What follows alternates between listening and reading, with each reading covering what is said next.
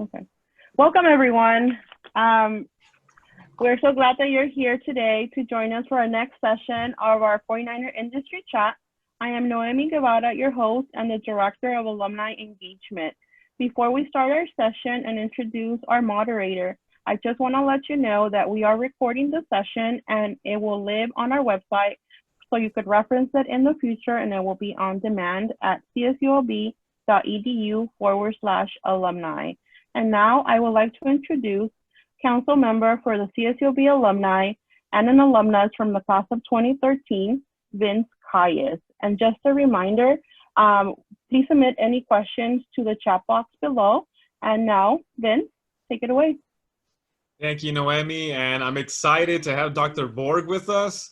You know, we've had a long list of very talented individuals, so the fact that we have him here today, taking precious time away from his practice and his personal life out there in New York, I'm excited to introduce you guys to him. He is a very, very accomplished man, and just from the short conversations that we've had over the last couple of days, we've been really considering just how grateful we are that he is part of our Cal State Long Beach family. And so just a quick little tidbit of where he comes from and who he is. So Dr. Borg, he graduated from Long Beach State back in '93, and he studied psychology. And so right now he's a community and a clinical psychologist and a psychoanalyst, and he's out in New York City. And so Dr. Borg, he's a founding partner for the Community Consulting Group, and that is a consulting firm that trains community stakeholders, and we're talking about local governments and other organizations that use that psychoanalytic techniques within the community to rebuild and revitalize them. And so he's also a supervisor of the psychotherapy at the William Alanson White Institute. And he's written extensively just about the intersection of psychoanalysis and community crisis intervention. So just the perfect combination, the perfect mix of what's happening right now with the economy and with the pandemic. And you know, Dr. Borg, he's published numerous articles on book chapters on community intervention and organizational consultation, psychoanalytic therapy, and application of psychoanalytic theory and technique, because he wants to improve and streamline that process for the community. And so he's joining us, like I said, from New York City. Please help me welcome Dr. Borg. Yeah.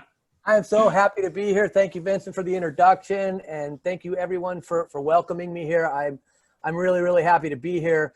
You know, I've been thinking about this. I was invited here a while ago, and this has been running around in my head. What do you talk about? You know, here I am in New York City. As of March 13th, everything shut down. I shifted my practice from downtown New York in the Flatiron District to right here. Welcome to my office / bedroom / a classroom for my children who are 9 and 12. I mean, we are right here. We are in the heart. If I pulled the screen back over here, you'd see the East River, but the sun is blaring. So, so to get started, I can tell you that night before last, I woke up at 4 o'clock in the morning. And like a good psychoanalyst, I had a dream.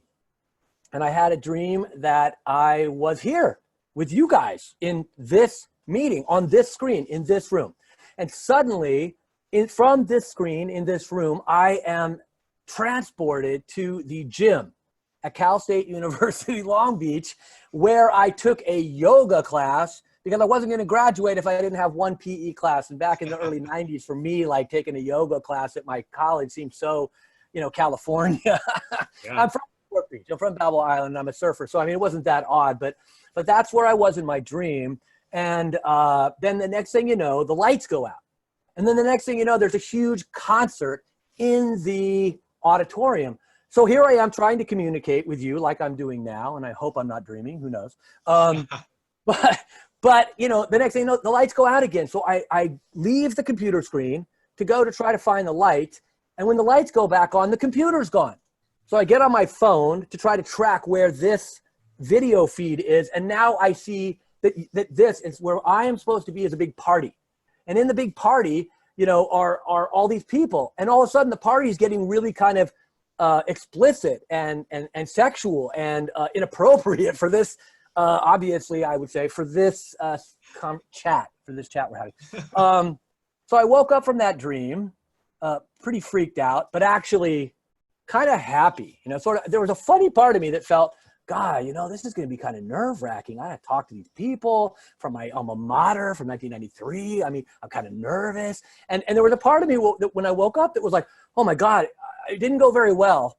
It did not go very well, obviously, but I'm glad that it's over. So I ran to my living room, wrote down the dream, and actually started to write down some of my thoughts. And the easiest thought that I had, the easiest interpretation, was that I am nervous. Hey, what is it? The one thing that people stress out and worry about more than death is public speaking.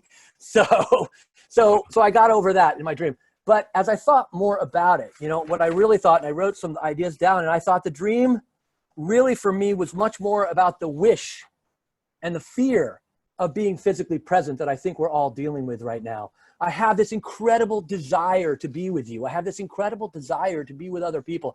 And yet this terrible fear, this conflict of actually being with you, either exposing you or being exposed. And psychologically, this is such a stressful condition for people to live through. I thought about, I thought about the dream, and I thought about this interpretation. And I thought the dream is much less about actually being or not being here with you, but much more about the struggle to be here together, that we, at any point in our lives right now, to be with each other, whether emotionally, psychologically, academically, clinically, right now requires immense struggle. And so my dream suggested to me, and I hope to share this with you and to bring this into our discussion, that it's not about whether we're here or not. It's not necessarily about how we're appearing or not appearing in our lives right now. It's that when we feel like we are not able to be with each other, when we are really not sure and we are feeling lost, it is in the struggle, I think, that we will find the way, that to not give up, whether we're lost, whether it gets hard. And it's extremely hard right now. So I thought the dream was incredibly optimistic, and I want to open up with that. Yeah, so Dr. Borg, so you were mentioning, right, so we got this dream state here, and when somebody has these stressors, is that part of the subconscious mind that's kind of bringing it up, saying, look, these are things that are not resolved yet that we need to address when you wake up? Or is what else, what's happening in that process there?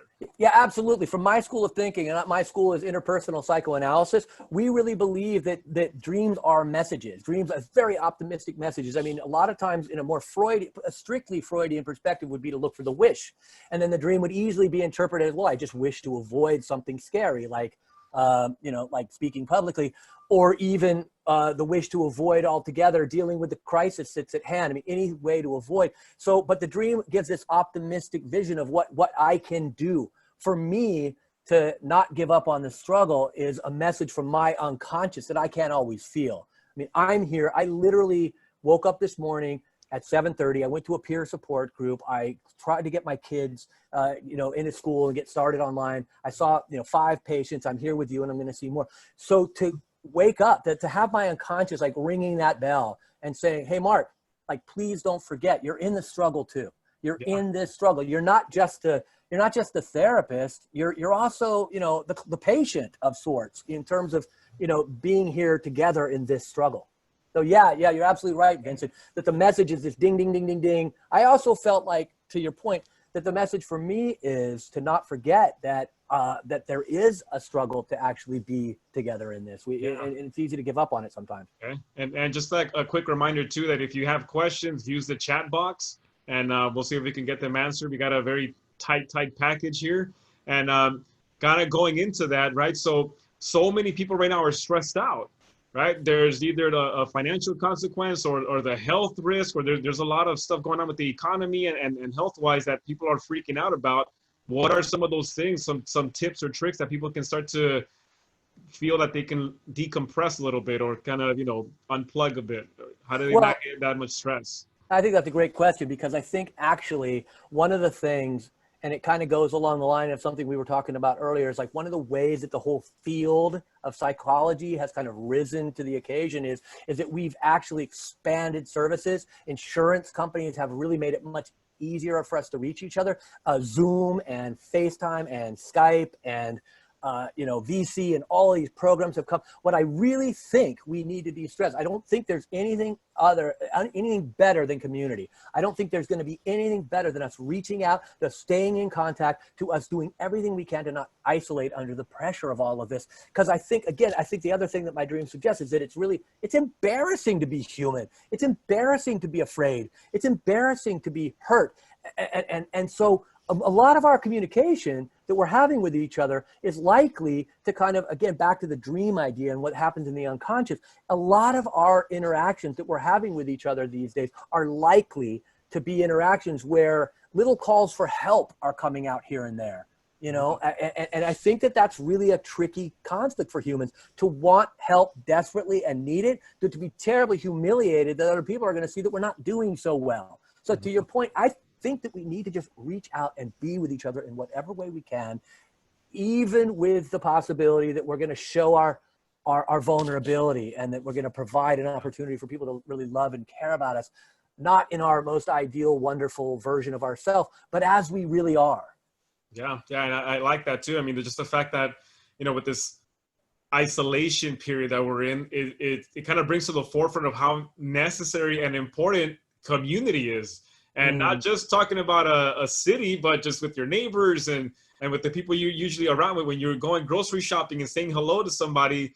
Very, very important stuff. One of the questions that I'm getting asked right now is, because I'm sensing you're just someone that has a huge heart that really wants to help people.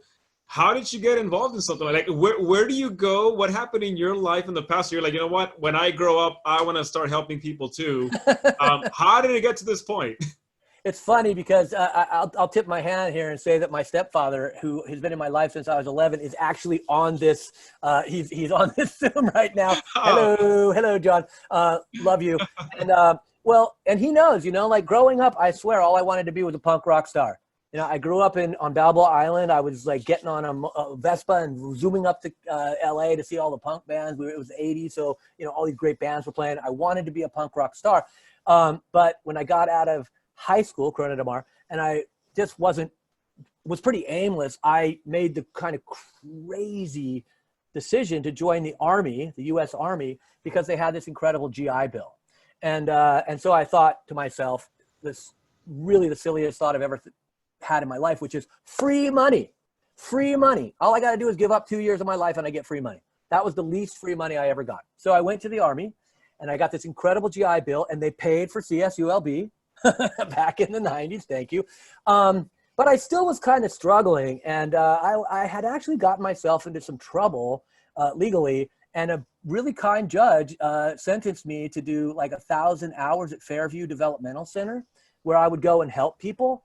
And I'm telling you, working with those developmentally disabled people in Costa Mesa, California, changed my life. Something got in my heart. And from there, I went and I worked at a psychiatric hospital for adolescents for 4 years. That inspired me to go and get my Ph.D. in both clinical and community psychology. From there, I took on an incredible project working South Central LA after the 1992 civil unrest. I got to work at a clinic with AIDS and HIV in the families prior to protease inhibitors. And then one day in the middle of all this, some supervisor of mine called me up and said, hey, Mark, would you go do an internship in New York? And I said, yes. So if there isn't some kind of divine intervention going on, I was going down a very different path prior to that judge saying, young sir, you have a choice. You can either go down this very dark path or you can go help people for the rest of your life. I sometimes feel like Jonah. Yeah. I really do. I mean, I just feel like I need to be here. Something has guided me here, and when I'm trusting that something, I think I'm okay. Wow. So would you say you're a very spiritual man? I mean, spirituality is interesting to me. I was raised in it and religious, but I'm very much kind of the agnostic, like I trust in the I don't know. And I really, especially as a psychoanalyst, I respect deeply people's values and whatever they bring into their therapy. But I'm very careful not to impose any of my values or visions. Yeah. No, and it's a great story, and just how so many of us feel that when we graduate college and that we're on this path that it's going to be a nice, clean route. And there's so many bumps on the road, and there's setbacks, and there's detours that you have to take. And the fact that you were able to use that and be aware of an opportunity to change and then take that opportunity, that's an amazing, amazing story. What was it about that moment, though, when you were doing the clinical studies, and like, how did it start to get into your heart from, hey, I gotta knock these hours out, to really seeping in and saying, you know what, I think this is something that I want to do for the rest of my life? Well, I could tell you there's probably been a few bellies and a few whales that I've wound up in along the way, you know, to use the biblical analogy. I feel like I'm very lucky, because in a funny way, I am a slow learner, that I would say I've been in the field because I was working at that psychiatric hospital while I was at Cal State Long Beach. I would surf in the morning. I would take the swing shift and go see the adolescents at the psychiatric hospital. And then I would do classes in between. And I was falling in love with psychology. And I had great instructors. There's a guy named Dr. Alan Berger, who at CSULB in the 90s, who put me on a research. It was a really slow build up. Cause I still wasn't sure I wanted to completely relinquish the punk rock life. You know, I mean, you know, it was pretty exciting. I mean, there's some pretty exciting stuff up there in LA in the 80s, and even in the 90s when the grunge stuff started happening. I still will go to a punk rock concert any chance I get here in New York. Did you take a surfing class at the university, or you already knew that from? No, because I grew up in it. I grew up surfing. I mean, and the funny thing is, I found some surfers here in New York, and we surf all year round. We put on 6mm wetsuits, and we surf in the snow here in New York. So we do a lot of surfing here, which seems kind of unmanageable. Man, yeah, it's so. One of the questions that I'm getting asked is, all right, so we have a young alumni that they're just like in your position, where they want to be able to get into this field. What is it that they need to kind of step into it? Is there additional requirements? You mentioned that, you ended up getting a Ph.D. What's that route? Is it more academic, or is it more experience-based, or is it a combination of two? How does that work? So I feel like the most important thing that you will ever obtain as something that will allow you to get your way through all the sort of twists and turns of, getting into this field and staying in this field, is a passion. And I think the most important thing is curiosity. And I think that somehow or other, if you could find a way to follow a passion into actual experience, because I found that, although, I mean, I had a great education. I thought the psychology program at CSULB was wonderful, and it really prepared me for the academics of a very rigorous PhD program. And simultaneously, because I was working with these adolescents for 3 of the 4 years I was there, and I was working with the developmentally disabled for the first year that I was there, I feel like the combination. So I would tell the person who's itching to get into this field to take any opportunity to experience it. I mean, there's so many volunteer opportunities. Maybe right now it's a little tricky, but I mean, there's so many things that actually do feed into psychology. Psychology is such a vast field. We have 52 different divisions in the American Psychological Association. So there's so many things that you can do that will actually allow you to experience the vast realm of psychology. I volunteered for disaster mental health with the Red Cross. I volunteered for a hospice up in Pasadena. There are just so many things that you can experience, where you can join and find camaraderie and actually be experiencing the field of psychology. So I would suggest jumping in the deep end of the pool and just swimming your way through as best as you can. Take every opportunity, read every book, take supervision, be in your own therapy. It's all, because again, it all kind of feeds on itself. I mean, I'm not saying this because this is how you should educate yourself. I'm saying this because this is how you develop a relationship with the field and with your own career. Mm-hmm. Yeah, that makes a lot of sense. And with just in your career, is it always like an ongoing learning opportunity where there's new studies coming out? Like, do you have to attend conferences or any type of event like that where you kind of got to get up to speed with what's going on? Or is it kind of set in stone, like that's it? No.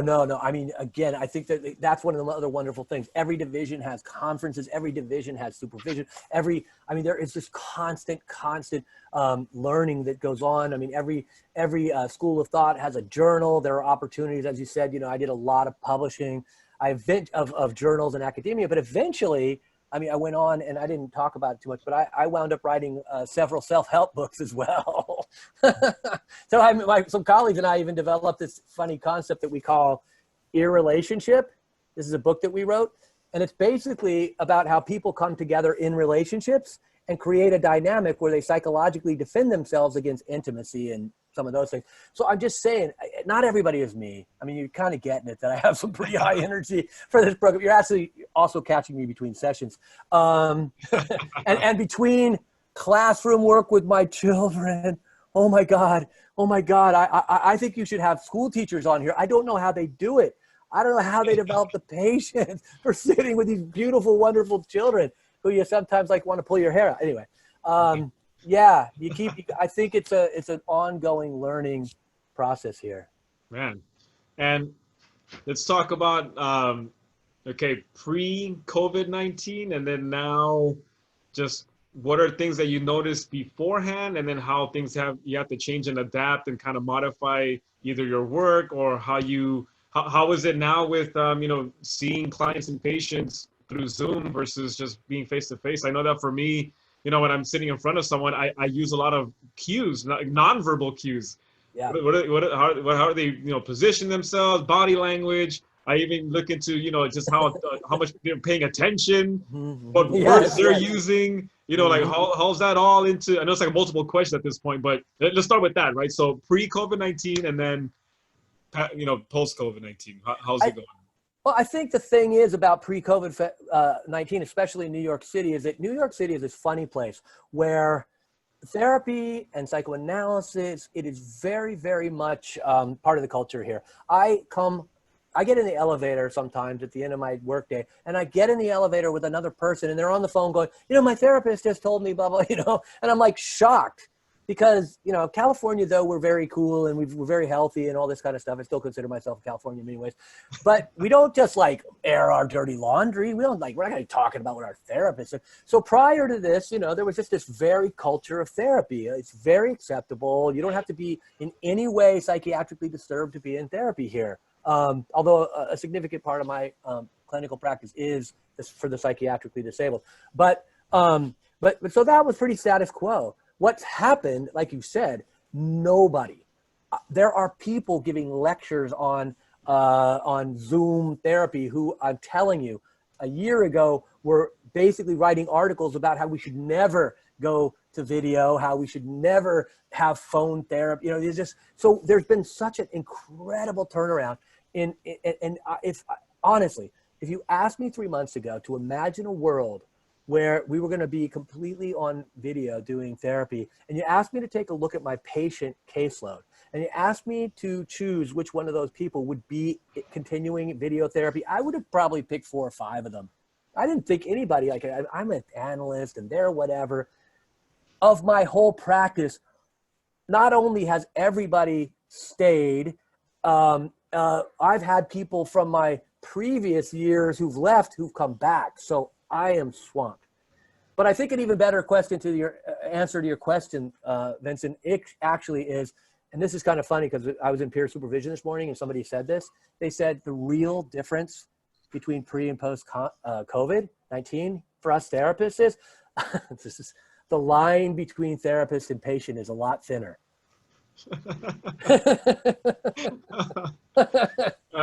That's hilarious and scary at the same time. It is. Well, okay. So which means that you thank your lucky stars that your shrink is in his peer supervision group regularly. True. Yeah.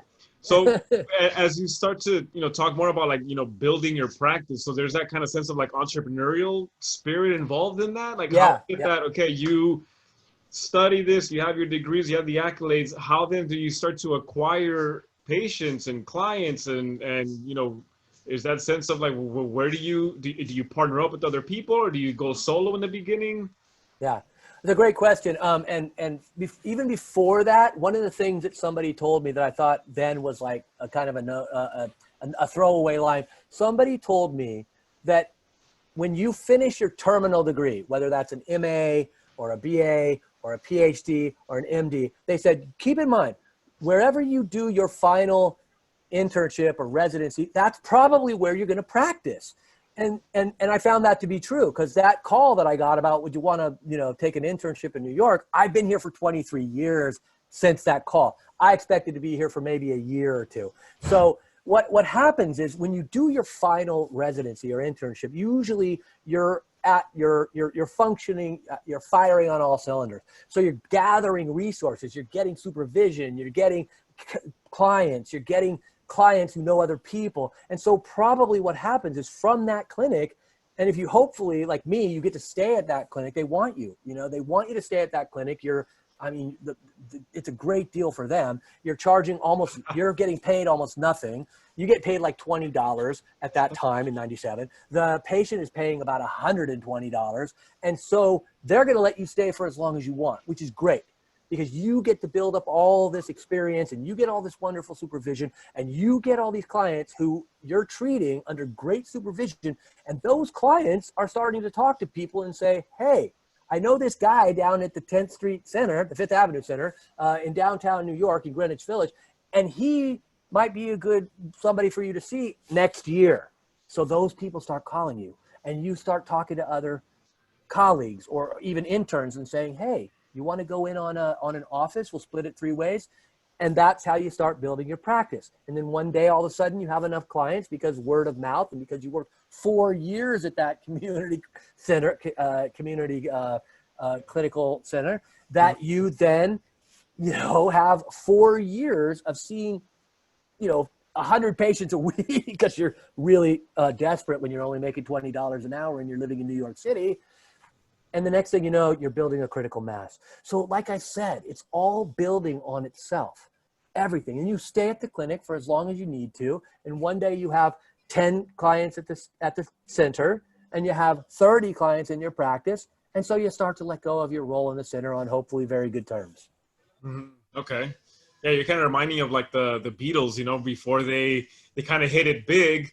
They're playing in these, rinky-dink bars, but we're talking about like 8-10 hours a day, 8 days a week. That's 8 days a week. From that, then they use that, and they kind of we talk about just experience overload, so much exposure. Yeah. That, you don't really have time to rest. You just kind of keep absorbing more stuff in there. That's right.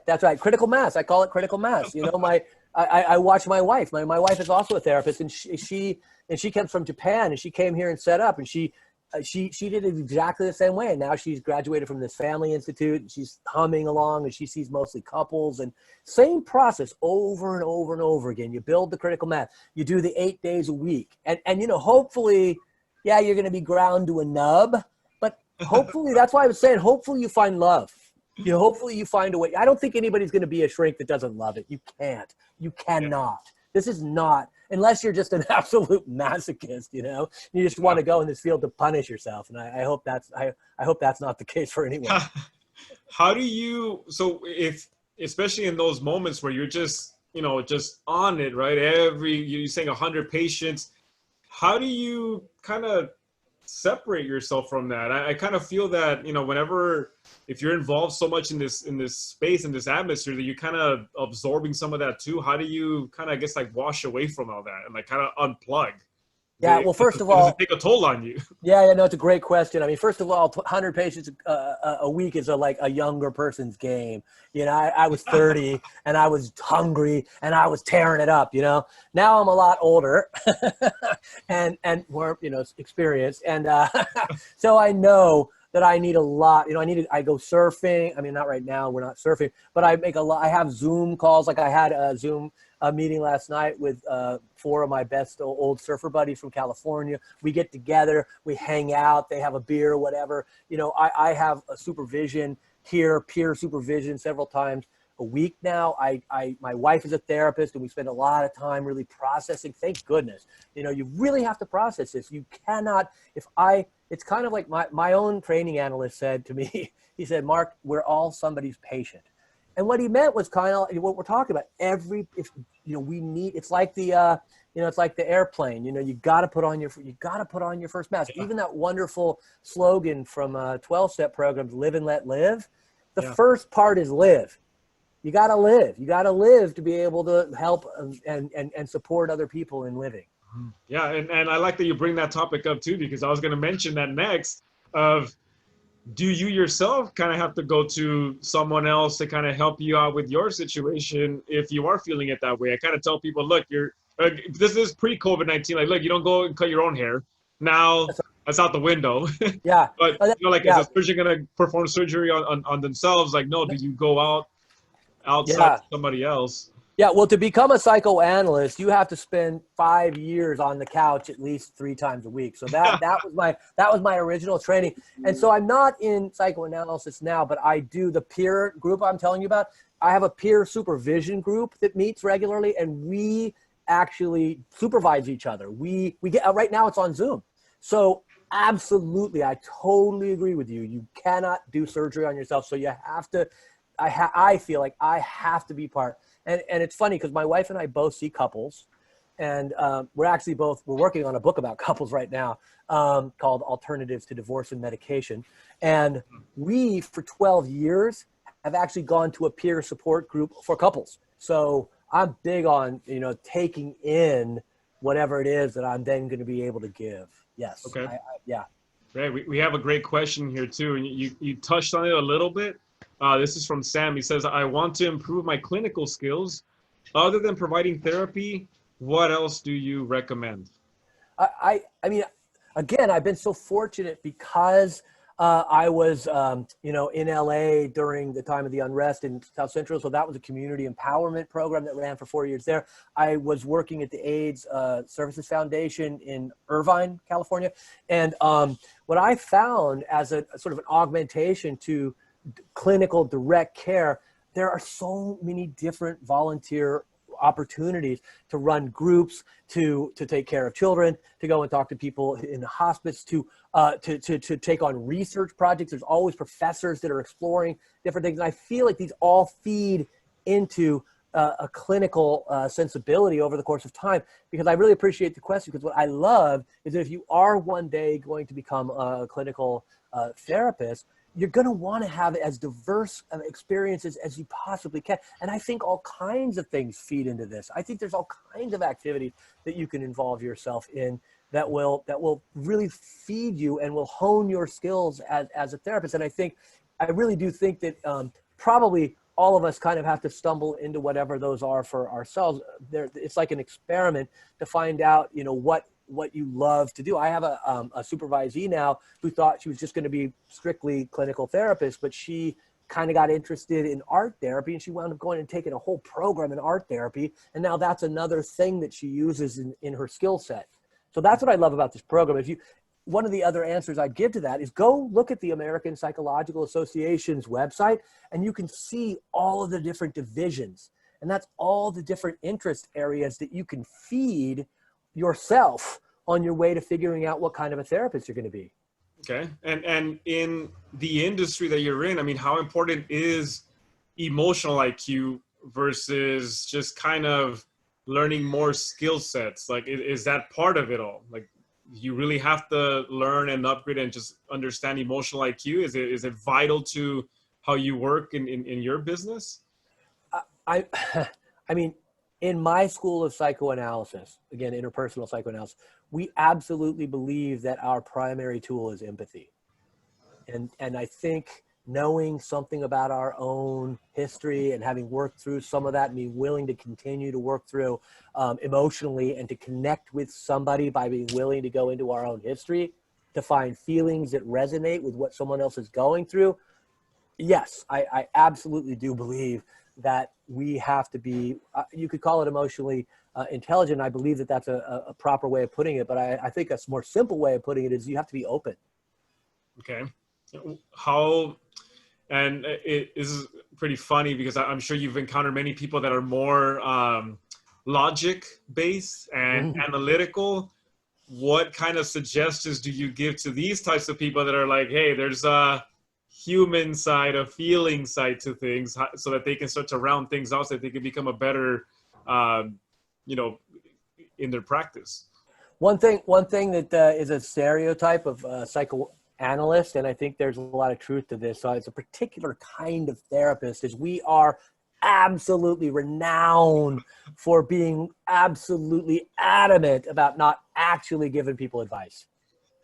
So the process of psychoanalysis is much more about you coming in and using me as a facilitator or a catalyst to develop a relationship with those parts of yourself that you don't know very well. Those parts of yourself, like you said in the dream at the beginning, Vincent, like those parts of yourself that you can't see very clearly. So we are here to help you develop a better relationship with those parts of yourself that are hard to see or hard to acknowledge or hard to accept. And in doing that, we believe you will just have access to so many more internal resources that you won't really need the therapist to tell you what to do. You don't need to give the patient advice because the patient is accessing all of these internal resources that will help them come up with their own incredible solutions themselves. See, I really believe that I'm a huge like sort of anti-pathologizer.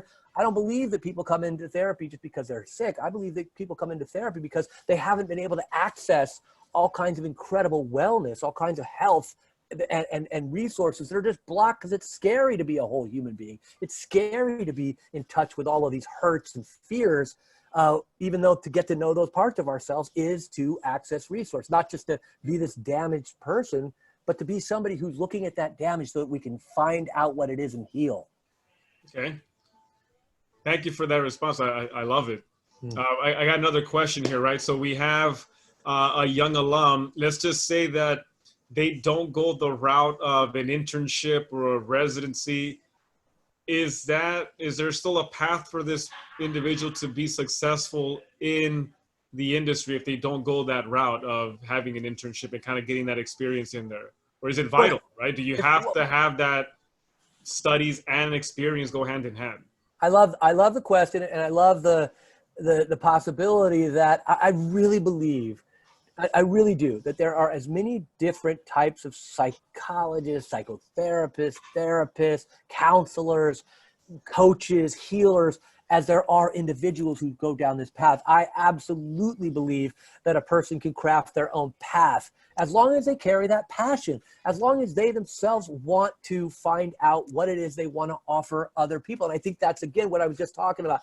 The search inside the self can really lead to a better understanding of the resources that you want to offer other people. You don't need to find that in a book. You don't need to find that in an internship. You don't need to find that in supervision. I mean, it will help to have guides and mentors and people who are ahead of you, but I think you could find that in all kinds of different places. Okay. Very good answer there. Got another question here now. It's starting to really pour in now. It says, based on what you're seeing in your clients and in city of New York, what do you think and world communities? I missed part of the question. It says, based on what you're seeing in your clients and in New York, what do you think is going to be the key to rebuilding local and world communities? Oh, I think that probably one of my ultimate philosophies in life is one relationship at a time.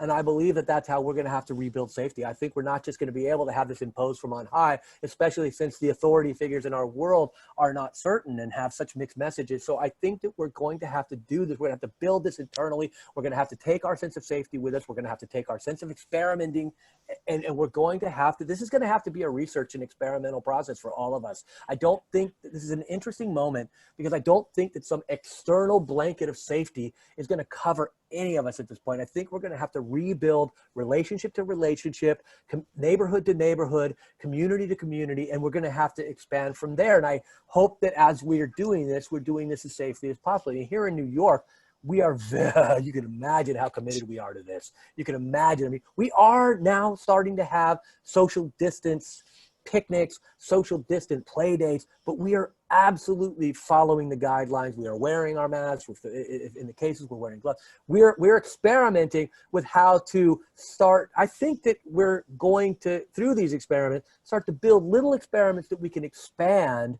and so that we can see us creating not just a sense of safety, because that's obviously something that you need to function, but a bigger sense of actual safety that's empirical. I don't want anybody to just believe that we're okay until we are. Mm-hmm. Okay.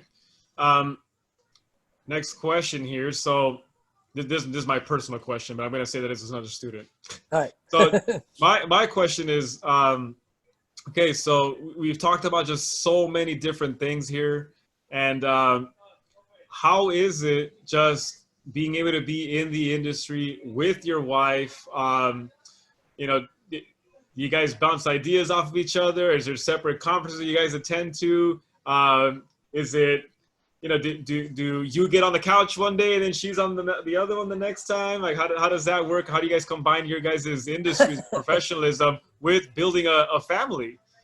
When things are going well, we talk it out, you know, like, oh yeah, that's a very interesting perspective family therapy has to say about blah, blah, blah. And, oh, you're psychoanalyst, you have this nice, you know, whatever. When things are not going well, it's a fight, you know, like, oh yeah, well, you psychoanalyst, you're so exclusionary, blah, blah, blah. And, oh yeah, well, you family therapist, you know, whatever.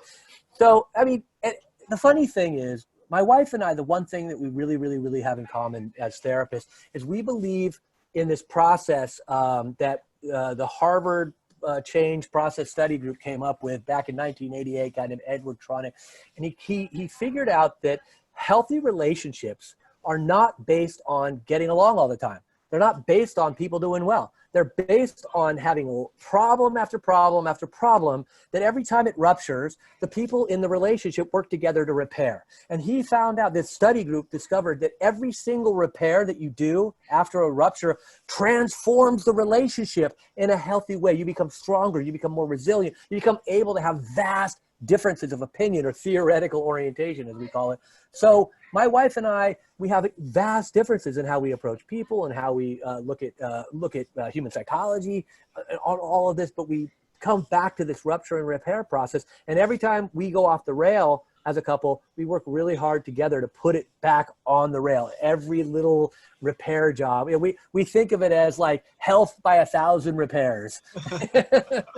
Yeah, and I, you know, I'm understanding that world a little bit more. I've been married for almost a year now, and so it's just like, sometimes you go in for that oil change, and other times there's a major tune-up. But I mean, it's involved in a process. Like right now, I'm reading just this book too. I don't know if you can see, it's like Gary Chapman. Oh yeah.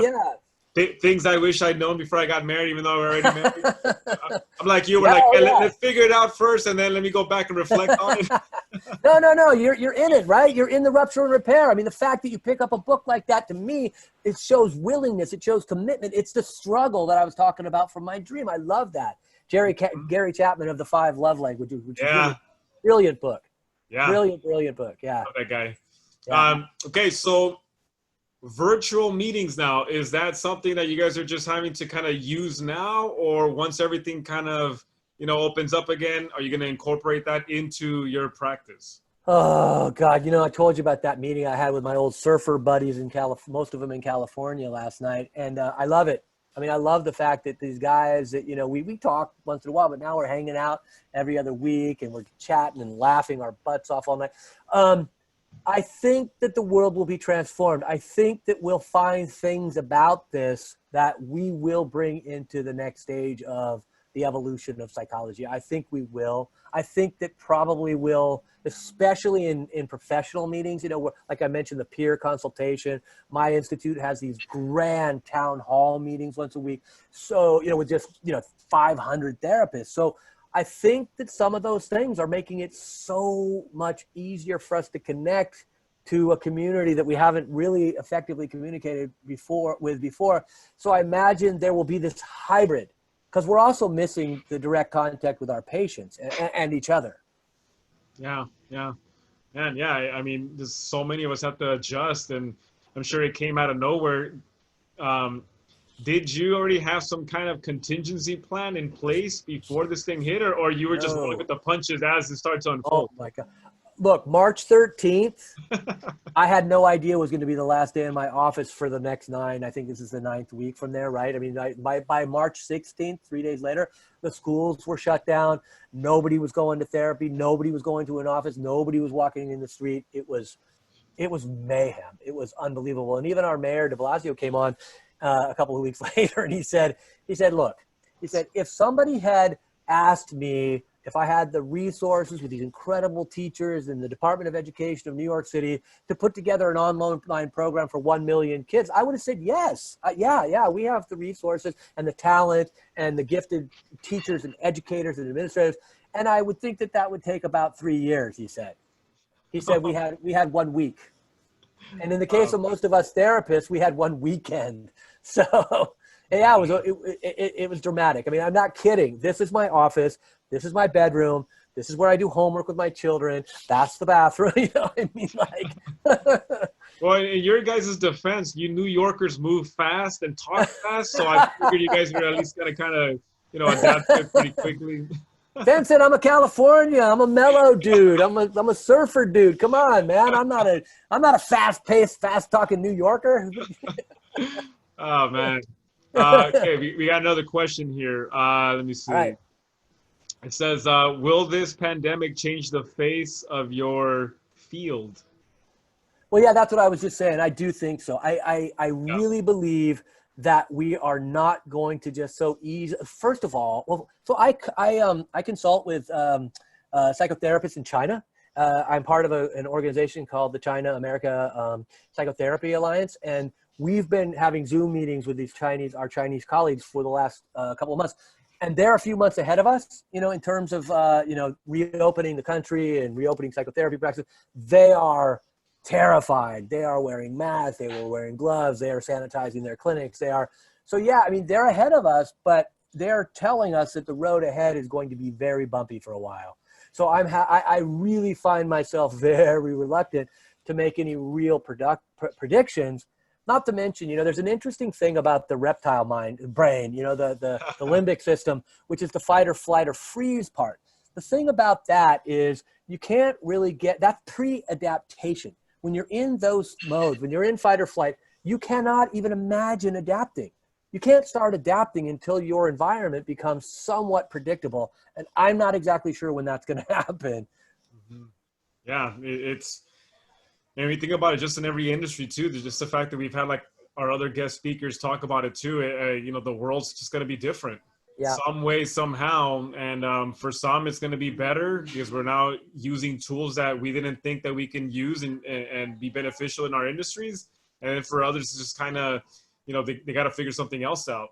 One of the questions that I have here is just, let's say that, you know, we have a recent alumni or a young alumni where they're in this kind of uncertainty period and they want to switch careers, or they want to maybe, now that after they started hearing about your story and your experience, what do they have to do to be just like you, right? And so do they have to go back in school? Do they have to then start or just go into the you know, clinics and volunteer? How do they start getting more involved in this industry? I mean, this may sound like I'm avoiding the question, but honestly, I mean, the whole process of me becoming a psychoanalyst at this point in my life, if I really look back, I have to tell you, it's a matter of listening to your heart.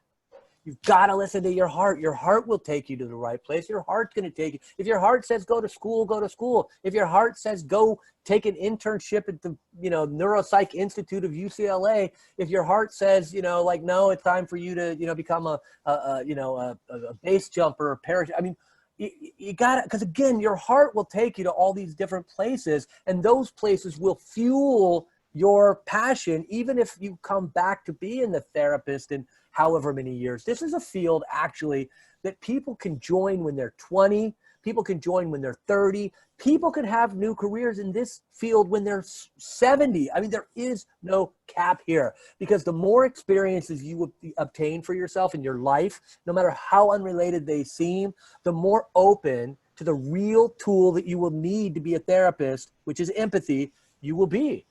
Open your heart. There's no sense in just grinding away at the academic portions of this. That's basically how you get a, you know, little plaque on the wall that says like, okay, you're authorized to do this. But filling that in, it really requires listening to your heart. And yeah, you know, I'm really enjoying this conversation with you, Dr. Borg, and Mm-hmm. we're reaching, you know, the final innings here. All right. We got another couple of questions pouring in. So one of them is, well, what's your take on just being a lifelong learner? I mean, to me, I would say that it's part of what's getting me through this. I mean, I'm so excited. You know, I got this email that said, hey, we're having industry chats at CSULB, you know, where I graduated. I'm like, yay! I wrote to Cynthia. Cynthia wrote me back. We had a phone call. I mean, I think all this is learning, you know, all of this, and not necessarily formal learning. I mean, I learned so much.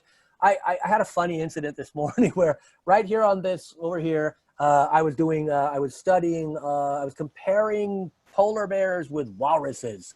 And I was so caught up in comparing polar bears with walruses. I was shocked to find that because I was doing homework with my kid, and she was like, polar bears and walruses have no similarities. And when we did the research, we found that they are far more similar than they are different, including that they are both incredibly badass creatures, and polar bears don't really want to eat walrus because, you know, they're dangerous. But I was so caught up in it that I actually missed my first session today.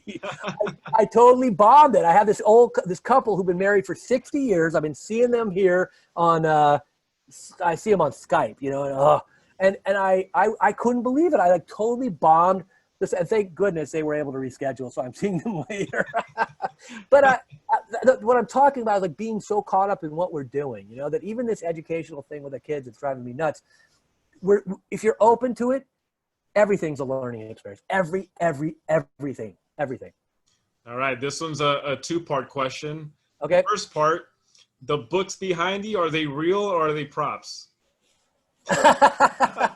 They're real. I mean, they're real. I mean, and the second part is, what book do you kind of go to that is kind of like your Bible, so to speak, like that you always have to kind of come back to, that kind of centers you again? Well, it's funny. Give me just 1 second. I don't know if I can reach it. So, Harry Stack Sullivan, that's the guy. And this is Conceptions of Modern Psychiatry. So, you know, in psychoanalysis, all schools of psychoanalysis actually have, you know, kind of a theoretician who kind of drives the theory. And this is still on the tree of Freud, but Harry Stack Sullivan is off on this limb where he believed back in the 1940s that the psychoanalytic methodologies could be applied to people that back then the world of psychoanalysis didn't think were treatable. They actually called them non-analyzable. And I despise the idea because it's this condescending, patriarchic kind of idea that there are some people who can be helped and some people just aren't sophisticated, you know. And so Harry Stack Sullivan, he fought that. Harry Stack Sullivan developed a way of treating all people. He even had this theorem that he called the one genius postulate, which goes, all people are simply more human than not. And I pretty much live by that as a therapist. Yeah. So what a great couple of questions. Geez. While we're on the subject of props, I also wanted to show you. My daughter actually wears this. Can you see that? Yeah. I still have this from 1993 from CSULB. Yeah, frame that thing. Yeah, I know. Man. Props. Who was asking about props? that was me. Jeez. So, you should see my office. Oh my God. I know, but same thing with me too. Like I think the first thing that I did on mine was like I bought just bookshelves. I didn't buy a desk. I didn't buy chairs. Yeah. The books in the back. Anybody who wants to, I've written a few books. You write to me, I'll send you the books. So do you have a social media, a website? How is it, that other alums and just other people that are on this call today too, how can they reach you? It's funny. I have a profile on Psychology Today, so you can reach me there. I also, one of my writing groups is called Irrelationship Group. So that's probably the best way to find me. I have 2 blogs on Psychology Today. One is called Relationship Sanity, and the other one is called Irrelationship. So I'm not, it's funny. I'm like just not in the marketing biz. So I'm not really like, type my name, I'll pop up. Oh man. Well, as we're wrapping up here, any other questions that our group has for Dr. Borg? Going once, going twice. Let's see here. All right. I like this one here. What's your favorite punk band? Oh my God, my favorite punk band is the Dead Kennedys. If my mother is listening, she actually took my Dead Kennedys album and threw it away twice. Fresh fruit from rotting vegetables. Oh man. funny because the name of my punk band was All Night Rave, and we had a song that had a lyric, and the lyric goes, "I want you, I do, almost as much as I don't," and that I should have known that I was going to be a psychoanalyst, because that's really kind of what psychoanalysis is all about. It's not, conflict isn't whether I want it or don't. Conflict psychologically and in the mind is, I want it and I don't. You know? Yeah. Man, so as we're wrapping up, thank you, Dr. Borg, for just taking the time. Man, we went through so much stuff. I'm going to bring back up Noemi. She's going to, kind of lead us through the finish line here. And Noemi, if you can unmute yourself and take it over. Thank you, Vince, and thank you, Dr. Borg, for being with us today. It was so inspirational to hear from you and to learn the different paths that, our recent grads or people that are looking to change their career could do. I want to thank everyone for joining us today. Just a reminder, we will load the recording onto our website, and we invite you to follow us on social media to learn about upcoming 49er industry chats with other alumni. We thank you for your time and have a great day. Cowabunga. All right. See you guys. All right. Thank you so much. Dr. Borg.